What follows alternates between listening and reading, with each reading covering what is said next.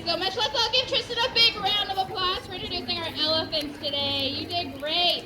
All right, so that's right. This is Christy and Zuri. We have only female elephants here at our zoo, and this is because, like most species of animals, the male doesn't typically hang around with the female. A male elephant would stick around for about 6 or 7 years until he'd be kicked out by the matriarch. Most facilities won't house males and females together because it just doesn't occur naturally in the wild. These are also African elephants, but there's 2 different kinds of elephants. Does anybody know what the other kind is? Shout it out, what is it?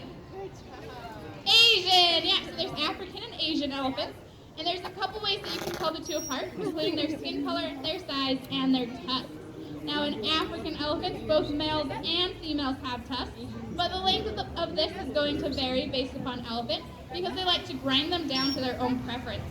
This is very similar to how we like to clip our fingernails down to our own preference. Now in the middle of an elephant's tusk is a nerve, making it a tooth called a modified incisor.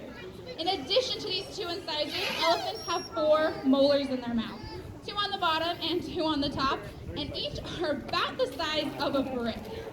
Now, you may see our trainers asking our elephants to open their mouths. This is so that we can check on those teeth, but also check that the tongue and cheeks are a healthy pink color. Now, elephants will actually go through 6 sets of their molars throughout their lifetime, which sounds pretty crazy, but when you think of the growth spurt of an elephant, it starts to make sense. Let's take Zuri, for example. When Zuri was born, she weighed about 251 pounds. Now, at 9 years old, she weighs over 4,000 pounds. As the elephant grows quickly, their head does as well. And so to accommodate this, the skull is going to push out those old teeth and replace them with newer, larger ones. Now, as our elephants are opening their mouths, you may notice that all of those molars are flat. They're not pointy or sharp like that of a predator. This is because elephants are strictly herbivores. This will help to cool them off on a hot summer's day.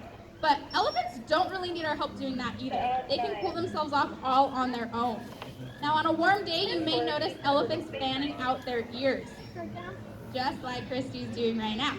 Now this is because behind an elephant's ear is a large network of blood vessels. Whenever an elephant gets hot, they're going to throw cool water behind their ears, which will cool the blood in the veins and allow them to circulate cooler blood throughout their bodies. This is a behavior that can actually lower their body temperature up to 10 degrees. Pretty cool, right? Well, another cool thing about their ears is that it's the perfect place to do a blood draw. Now, blood draws are not always the most comfortable thing for Christy and Zuri, but because of that positive relationship that our trainers have with them, and of course, they usually will get lots of treats, Christy and Zuri are reassured. Now, we're drawing blood from them weekly, if not daily, just to make sure that everybody is healthy.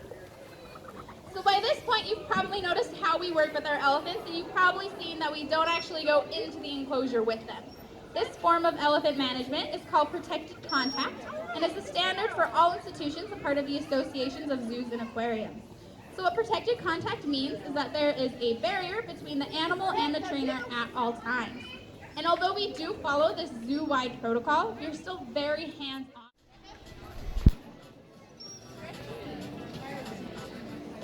Good girl. Good girl. All right. Yay. He's waiting for the dog this.